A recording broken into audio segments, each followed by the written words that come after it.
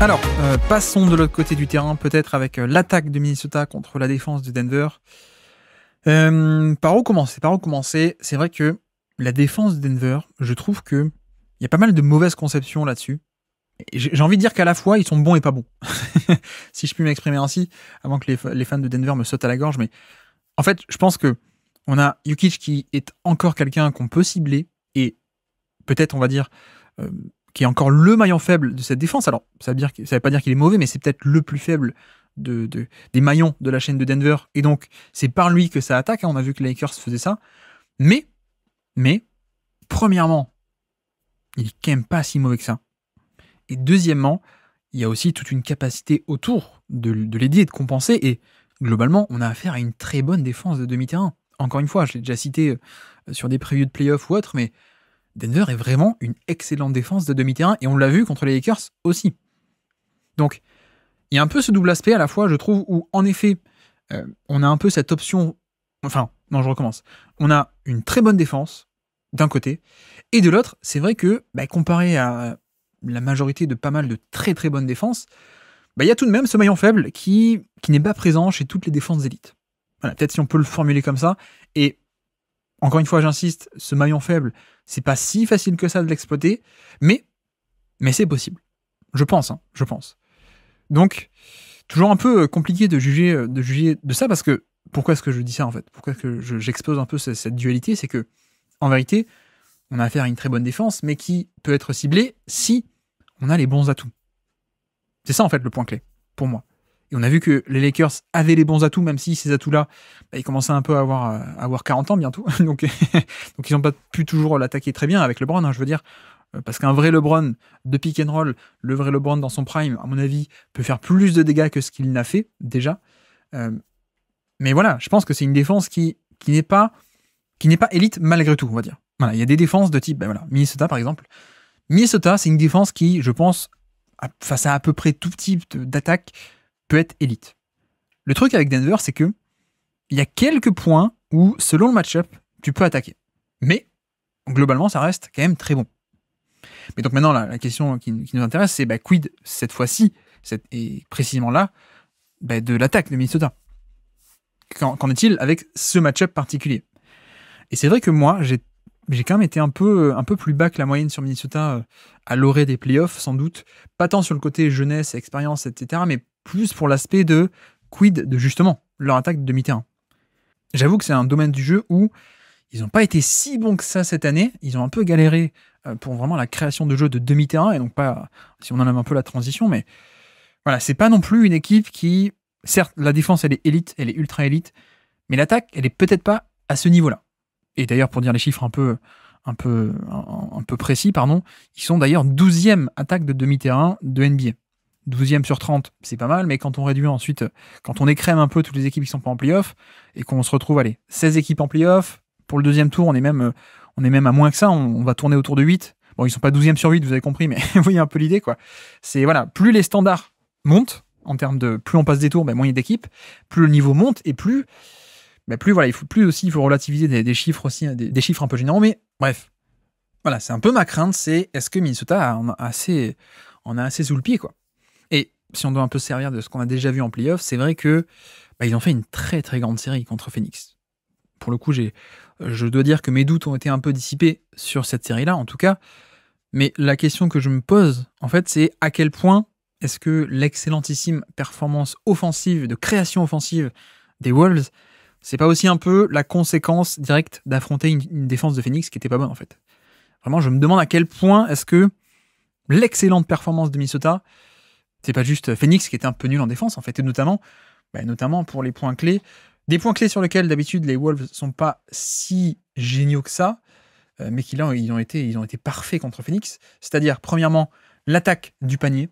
Vraiment, le nombre de tirs qu'ils sont allés chercher au panier, donc les tirs les plus rentables, évidemment. Ça peut être un peu leur défaut, notamment bien illustré avec le cas Anthony Edwards, qui peut être le meilleur driver de NBA ou pas loin quand il veut, mais qui a aussi cette tendance à pas mal prendre de pull-up, à s'arrêter un peu avant, ne pas faire de drive. On en a déjà beaucoup parlé, mais voilà, c'est une belle illustration de l'équipe des Wolves. Donc, ils sont pas toujours géniaux pour aller au panier. Là, ils l'ont fait.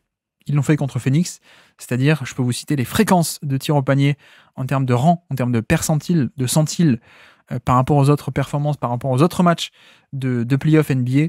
Donc, ils étaient dans le 69e centile, match 1, donc mieux que 69% des autres matchs. 95e centile, 81e centile et 100e centile pour finir au match 4, puisqu'au match 4, ils ont quasiment pris un tir sur deux au panier directement pour Minnesota. Voilà, c'est énormissime, évidemment, un 100e centile, mieux que 100% des autres matchs. Et puis de l'autre côté, donc le nombre de tirs au panier et l'autre, où ils ont été fabuleux, eh bien, ce sont les lancers francs. Là encore, cercle plus lancers francs, lay-up et lancers francs. Et là-dessus, ils ont été 75e centile, 75e, donc mieux que 75% des autres matchs, 97e centile, 96e centile et 89e centile pour conclure la série. Voilà, tout a hyper bien marché en termes de création offensive à Minnesota, notamment parce qu'ils sont allés au panier, ils ont pris des lay-ups, ils ont pris des tirs au panier et ils ont pris des lancers francs. Et évidemment, j'englobe un peu ça parce que les lancers francs sont les tirs que tu obtiens souvent quand tu vas au panier. C'est plus fréquent d'avoir des lancers francs quand tu fais du drive que quand tu fais du pull-up, un peu un step back à 3 points, évidemment. Mais donc la question que je me pose, c'est ok, la performance a été beaucoup tirée vers le haut, la performance globale offensive de Minnesota a été tirée vers le haut par ceci, par un moteur de aller au panier et lancer franc. Mais à quel point est-ce que c'est une sorte de step-up de la part de Minnesota qui a passé un test? À quel point c'est ça, et à quel point de l'autre côté, c'est pas aussi, je ne sais pas où placer le curseur, à quel point c'est pas aussi le fait que c'était aussi la grande faiblesse de Phoenix, qui a été cata, qui était pas bon en saison régulière pour protéger le panier, qui a été encore moins bon là non plus sur la série pour le faire. Donc voilà, je sais pas à quel point est-ce qu'il faut nuancer la performance ou pas. Ce que je sais en tout cas, c'est que je trouve que Edwards et Minnesota, quand ils veulent, ils peuvent aller au panier. Et donc, point de bascule numéro 1 pour moi là-dessus, c'est le drive de Edwards. Évidemment. Et si j'ai dit tout à l'heure que LeBron est peut-être... J'étais un peu déçu, ça fait 2 ans qu'on est déçu parce que pour moi, une série avec un vrai LeBron James dans son prime, avec son explosivité d'antan, etc., pour moi, ça fait beaucoup de mal à la défense de Denver et le pick and roll de Denver. Ok. Donc, si je dis ça de LeBron et qu'on n'a pas eu avec LeBron, en fait, c'est exactement pareil avec Ant, avec Edwards, qui lui, il est encore dans la fleur de l'âge. Il n'est même pas encore entré dans son prime, je pense. Je pense qu'on est encore dans la phase de progression. Mais voilà, le fameux LeBron James qui doit attaquer nord-sud et qui fait du mal à Jokic qui fait un drop face à lui, Edwards, techniquement, il peut là. Il peut totalement le faire. Donc, pour moi, point central de l'attaque, comme d'habitude avec Minnesota, mais là en particulier face à Denver, c'est à quel point est-ce qu'ils vont arriver à débloquer ça. À quel point est-ce qu'ils vont arriver à aller au panier et à mettre cette fameuse pression au panier sur des drives, sur des attaquer à partir de pick and roll, d'isolation, ou voire en attaquant des close-out et en allant au panier. Et c'est d'autant plus un élément clé parce que par rapport à Minnesota, mais aussi par rapport à Denver. Denver, c'est une équipe qui ne défend pas bien du tout les tirs au panier. Et vraiment, tactiquement, c'est clé pour moi parce que Denver, c'est une équipe qui arrive très bien à quadriller le terrain pour boucher les espaces et pour t'empêcher d'aller au panier. Voilà, c'est un peu ça leur force défensivement, c'est que ils ont pas mal de gros ailiers, justement des ailiers très polyvalents et qui très longs, très grands. Donc ce côté grand dont on a parlé en attaque, on le retrouve aussi en défense de très grands, très longs et donc boucher des espaces. En plus, ils sont bien organisés, très, très bien coachés, ils sont expérimentés, ils ont les automatismes ensemble. Donc on a vu aussi LeBron qui essaie de faire une isolation loin du panier. Derrière, ça s'organise, il peut pas aller au panier. Voilà, même s'il avait le mismatch avec Jamal Murray, il obtenait les switches avec Jamal Murray. Derrière, il ne peut pas l'attaquer parce que Gordon est bien placé dans la raquette, Michael Porter est bien placé sur l'aile, Justin Holiday, Peyton Watson, etc., etc. Donc, ils ont cette escouade qui arrive à structurer le terrain. Mais, là où c'est clé pour moi, c'est que Denver, si tu arrives à faire sauter ce verrou, un peu tactiquement, si tu arrives à faire en sorte que tu arrives à amener le ballon depuis le périmètre jusqu'au panier, si tactiquement tu arrives à trouver la solution pour aller au panier, c'est un peu gagné en fait face à Denver. C'est gagné parce que Denver, leur force, c'est de concéder peu de tirs au panier, mais pas de bien les défendre. Leur force, c'est d'empêcher ces tirs-là par des schémas en amont de l'action ou pendant l'action, mais leur force, c'est pas d'avoir un mec autour du panier ou plusieurs mecs autour du panier qui font que, attention, tu peux y aller autant de fois au panier que tu veux, mais tu vas arriver dans la peinture et t'as 4 mecs qui vont te contrer le tir. Non, ça, c'est pas Denver. Donc, c'est là-dessus où pour moi c'est un vrai point de bascule parce que à quel point est-ce que Edwards, notamment, mais d'autres, hein, mais surtout Edwards, vont arriver à mettre cette pression au panier parce que si tactiquement, ils arrivent à déverrouiller ça, de par comment est-ce qu'on joue le pick and roll, comment est-ce qu'on fait l'isolation, est-ce qu'on va au post-up, est-ce qu'on arrive à faire un exit screen, est-ce qu'on arrive à faire ce genre de petits écrans pour occuper l'attention côté faible, hein, je veux dire, pour qu'il n'y ait pas une aide et qu'on vienne pas quadriller le terrain et boucher l'espace pour le drive, etc., etc. Pour moi, c'est peut-être même le point clé de cette série, le vrai point clé. Parce que si tu arrives à faire ça et à aller au panier, c'est gagné. C'est gagné parce que Denver n'est pas une équipe qui défend bien le panier. Encore une fois. Excusez-moi, je me répète encore une fois. J'arrête de me répéter, mais voilà. La pression au panier qui peut être clé parce que la défense du panier n'est pas top en termes d'efficacité autorisée. C'est pas, il va pas y avoir Jokic qui surgit depuis le côté faible. Même un Aaron Gordon. Hein. Gordon, c'est pas sa force, quoi. Gordon, c'est la polyvalence face au ballon, c'est du post-up, c'est du rebond, etc., etc. Mais c'est pas le mec qui veut jaillir depuis le côté faible avec une grâce, une élégance, une explosivité, une longueur incroyable à la Evan Mobley. Non, c'est pas ça, Aaron Gordon. Donc si tu arrives à aller au panier, et Minnesota peut le faire, ils peuvent le faire, ils ont les armes, si tu vas au panier, c'est gagné. Donc, voilà. Et puis deuxièmement, pour moi, il n'y a pas que cette espèce de rim pressure, comme on dit, hein. Il n'y a pas que la pression au panier de Ant qui est clé pour moi, et même pas que ça. Pour moi, il y a surtout le passing, en fait, d'Edwards. Je me demande même à quel point le passing d'Anthony Edwards n'est pas plus un élément clé de cette série que son scoring et que sa pression au panier. Alors, vous allez me dire, les deux sont liés, hein, c'est pas lui qui choisit de faire l'un ou l'autre, mais les deux sont évidemment liés, mais pourquoi est-ce que je parle de ça? C'est par rapport en fait à comment est-ce que Denver va défendre le pick and roll. J'ai vraiment hâte de voir ça, parce que ce qu'il faut savoir sur la défense de Denver, c'est que généralement, on pratique un edge, c'est-à-dire on fait monter Jokic haut sur le ballon, vous le savez, on le fait monter au niveau de l'écran, on crée un 2 contre 1 et donc on force la balle à aller ailleurs. Voilà, c'est ça le schéma, c'est que Jokic, tu montes haut, la balle, du coup, forcément, la bonne action à faire quand tu as 2 sur toi, c'est tu lâches la balle, et derrière, en gros, hein, derrière, tu as un 3 contre 4 à gérer pour Denver, mais comme il y a les ailiers, comme il y a de la compétence, ils arrivent à absorber, à faire venir le ballon ici, à détourner l'attention de Jokic et à faire venir le ballon ici, et ensuite à absorber l'attaque et le décalage ici. Ok, ça vous le savez. Mais sauf que, Denver ne fait pas que ça. C'est même la force de cette défense depuis 3 ans maintenant, 2-3 ans, c'est que ils ont apporté un peu plus de variété. Et ce qu'on voit aujourd'hui, c'est que, en fait, le schéma de base, ce n'est plus le edge. Le schéma de base, c'est un peu le drop. C'est-à-dire Jokic qui reste un peu bas, un peu en contrôle, sur un exercice sur lequel il n'est pas top, mais on reste un peu bas. Et comme ça, on ne se découvre pas. Parce que le problème de ces edges, c'est que c'est une couverture relativement risquée et que derrière, c'est pas tout le temps facile de l'absorber, ce surnombre, en fait.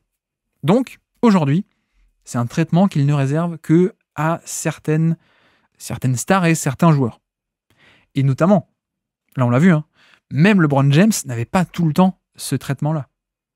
Même LeBron, il a fallu qu'il montre, notamment en match 2, il a fallu qu'il montre que, hop, en fait, je suis capable encore d'attaquer nord-sud assez agressivement et de prendre le pick and roll et d'aller fort au panier.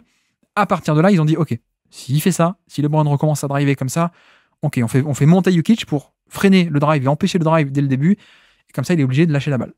Ok. Pareil d'ailleurs pour Austin Reeves. Reeves n'a pas eu ce traitement-là du tout sur le début de série, et même à la fin, c'était pas tout le temps le cas. Et dès qu'on pouvait, on faisait un drop, en fait. Parce que le problème du edge, encore une fois, face à LeBron, face à Austin Reeves de bons passeurs, c'est que 2 sur le ballon, le bon passeur peut passer outre et ensuite aller exploiter l'action. Donc, c'est fait pour protéger Jokic, évidemment, mais voilà, il faut pas non plus trop se découvrir. En tout cas, c'est risqué de se découvrir. Donc, il y a aussi cette donnée à garder en tête. Et donc, je me pose vraiment la question de quelle va être la couverture défensive pratiquée selon les profils, évidemment, mais surtout face à Edwards. Et je ne serais pas étonné que le choix qui soit fait, et un choix assez simple, soit de se dire, bon, Edwards, explosivité maximale, si Jokic se met en drop et attend un peu bas par rapport au niveau de l'écran, ça va donner trop d'espace. Edwards, il va pouvoir sortir de son écran, prendre de la vitesse, et ensuite, Edwards qui fonce au panier face à un Jokic à reculons, c'est typiquement ce qu'on veut pas. Et c'est typiquement l'exercice sur lequel il n'est pas bon, le drop. Le drop face à quelqu'un d'explosif. Donc, étant donné ceci, et étant donné le passing qu'on peut qualifier de imparfait, en tout cas moins bon que son drive, je pense que on devrait voir pas mal de edge, en fait, et voire même parfois des trappes. Je sais pas si on ira jusque-là, mais je pense que l'option face à Edwards, ça va plutôt être de mettre 2 sur le ballon et de tester le passing. Parce que Parce que Edwards, c'est pas LeBron. Parce que Edwards, c'est pas ce genre de passeur de très haut niveau. Il a fait beaucoup de progrès, mais il a fait aussi notamment beaucoup de progrès sur un peu du drive and kick en fait. C'est-à-dire, je perfore la défense plutôt assez loin dans l'action, je drive assez agressivement, je vais dans la raquette et j'arrive à lire 2-3 rotations. Et donc je réagis, je vois l'ouverture, je réagis. Là-dessus, il s'est beaucoup amélioré, mais je trouve qu'on n'est pas encore au stade un peu ultime de manipulation de défense, voire même de passer par-dessus les prises à deux de manière automatique. Ou en tout cas, même s'il le fait, il le fait pas avec un niveau de... Voilà, LeBron, si vous faites une prise à deux agressive sur lui, ben, il va passer par-dessus, mais c'est pas juste attends, il faut que je vite, que je libère le ballon, et puis voilà. Non, il va le faire de manière méthodique. Et même en passant par-dessus une prise à deux, même en passant par-dessus une pression, il arrive à manipuler. Ah tiens, je fais une feinte pour le shooter côté faible, comme ça le défenseur va sur le shooter, et puis ensuite, non, en fait, je libère sous le panier. Et ça, Edwards, ce côté manipulation malgré la pression, eh ben, je ne sais pas s'il l'a. Et plutôt, je serais enclin à dire que pour l'instant, il ne l'a pas trop. Encore une fois, il a fait beaucoup de progrès sur tout ce qui est drive and kick et passe laser côté faible, et je vois le read and react. Là-dessus, il est très bon. Pour tirer profit de cette année, il a été bien meilleur qu'avant sur tirer profit de son explosivité et son impact sur drive. Mais j'ai pas de souvenir de je suis testé non pas plus tard dans l'action et plus bas sur le terrain, mais au niveau de l'écran. Et non seulement je dois ressortir le ballon, mais idéalement, j'essaie de le ressortir plutôt proprement, voire même en manipulant quand je le ressors. Hein, comme dit LeBron, c'est pas juste ah mince, j'ai deux sur moi, vite, je fais la petite passe en cloche par-dessus et je libère plus vite, et puis ensuite mes coéquipiers verront. Non, LeBron, là où ça a très très bien marché contre Denver, c'est je ressors face à la prise à deux et malgré la prise à deux, mais avec la bonne lecture et avec la bonne manipulation. Je fais la feinte vers le shooter et puis je donne au roller, ou l'inverse. Donc vraiment, je ne sais pas. Je ne sais pas, et je pencherai quand même plutôt vers ceci en termes de couverture, mais après, là où je mets ça en point de bascule et pas en certitude, c'est que qu'est-ce qui se passe si ensuite Minnesota est capable d'en tirer profit? Qu'est-ce qui se passe si Edwards arrive à vite relâcher le ballon, à faire les plutôt bonnes lectures, ou alors que derrière, ça arrive à en tirer profit aussi, quoi. Pour moi, c'est un point clé, et j'ai hâte de voir aussi quelles sont les couvertures qui vont être réservées aux autres. Notamment, je pense que ça va faire un peu de drop face à Mike Conley, même si il a encore 2-3 pull-ups à 3 points en bagage. Mais je sais pas. Je pense que ça va faire un drop parce qu'on n'a pas envie de... typiquement avec Mike Conley, la dangerosité du pick and roll Mike Conley-Gobert, c'est le alley-oop dans le dos en fait. Donc si tu vas trop sur l'écran en tant que défenseur intérieur, si tu montes trop sur l'écran, tu as la menace de la passe en alley-oop avec la verticalité de Gobert, quoi. Donc le drop, c'est aussi peut-être un moyen de laisser venir, de rester protégé dans le dos le alley-oop et ne pas l'autoriser justement, tout en sachant aussi que Conley, c'est plus le jeune Conley, quoi. Donc tu crains pas non plus tant que ça. Donc voilà aussi pour Conley. Sachant aussi d'ailleurs que ça m'étonnerait pas, pour revenir vite fait sur Anthony Edwards, ça m'étonnerait pas qu'on ait un peu un mélange des couvertures aussi, hein, d'une possession à l'autre, ou d'un match à l'autre, ou d'une mi-temps à l'autre, dans le sens où il faut pas trop qu'il s'adapte facilement, quoi. Donc à partir du moment où il fait des drives trop forts, oui, tu montes haut et tu le stops, mais s'il arrête, tout comme LeBron avait un peu commencé à arrêter d'attaquer fort, tu reviens, tu refais un drop. Et donc là-dessus, Edwards, il va vouloir peut-être tester aussi son pull-up. Il y a ça aussi, hein. Edwards, il aime bien le pull-up. Donc, est-ce que si tu fais un drop et que c'est un Edwards des mauvais jours qui attaque pas, qui reste un peu dans le périmètre et qui prend des pull-ups, c'est aussi une victoire pour Denver, ça. Donc voilà. Et puis aussi, point de bascule, à quel point est-ce que Denver va être bon pour réduire les espaces sur du jeu un peu frontal, et à quel point est-ce que le spacing de Minnesota va être bon. C'est aussi un aspect pour moi parce que certes, ils ont Karl Anthony Towns qui peut être un intérieur fuyant, comme on dit, et apporter du spacing, mais avec Gobert, a priori, tu n'auras pas un 5-out complet sur les séquences avec Gobert. Donc le 5-out est un peu l'arme ultime contre Jokic parce que tu arrives à le balader partout sur le terrain. Là, on ne pourra pas concrètement le faire, premièrement. Et puis, je ne sais pas à quel point est-ce que vraiment la défense de Denver va respecter certains shooters de Minnesota, en fait. Hein. Je sais pas, je suis pas sûr que quelqu'un comme Nickel Alexander-Walker ait à ce point une gravité de shooter, par exemple. Je suis pas sûr que... alors, il peut les mettre, mais à quel point est-ce qu'on va pas aussi, dans un premier temps, laisser des 3 points ou venir aider dans la raquette, quitte à concéder un tir à Naz Reid, par exemple. Ou à quel point, Kyle Anderson, évidemment aussi, mais même un Jaden McDaniels. À quel point est-ce que Jaden McDaniels n'est pas non plus, lui, quelqu'un qui va être moins respecté. Et donc forcément, si tu as 2-3 joueurs comme ça, ou ne serait-ce qu'une valve de décompression, comme je dis généralement, il en suffit d'une pour que tu puisses apporter un défenseur de plus dans la raquette et boucher l'espace et empêcher des drives et annihiler un peu parfois la force de frappe adverse, quoi. Donc ça, c'est un point clé aussi pour moi. Quid du spacing respecté ou pas de la part de Minnesota. Quid aussi du post-up, parce qu'on n'en a pas trop parlé, mais le post-up de Towns avait fait pas mal de bien aussi sur la série d'avant. Alors, pas forcément en énorme volume, mais ne serait-ce que le match-up un peu direct de Towns qui était défendu par Durant, ça avait posé des problèmes parce que c'est pas du tout sur le même niveau de dureté, comment dire, la même corpulence en fait, hein. Donc ça posait un peu problème. Ça débloquait aussi un peu de passing de la part de Towns quand il y avait des prises à deux. Durant essayait aussi parfois de passer devant, de ce qu'on appelle faire un front pour empêcher la balle de venir, mais ça trouvait des angles pour quand même lui donner la balle au poste bas, etc. Donc ça peut être aussi un point clé. À voir aussi, j'en ai pas parlé, je ne l'ai pas explicité, mais à voir aussi en conséquence, puisque je parle de ça, de quels seront les match-ups défensifs un peu directs. Où est-ce qu'on met Jokic ? Est-ce qu'on le met sur Gobert ? Est-ce qu'on le met sur Towns ? Voilà, etc. Mais voilà, c'est un peu ce côté-là du terrain m'intéresse aussi. Et l'autre aspect, dernier point, promis après j'arrête, le dernier point que j'avais envie d'aborder, c'est le fait que l'attaque des Lakers, mine de rien, elle a réussi un peu à apporter un peu de complexité. En tout cas de variation, plutôt, pardon, on peut dire. C'est-à-dire que le côté un peu, on va attaquer pick and roll, ou alors on obtient un switch et on attaque l'isolation, ça marchait pas trop face à Denver.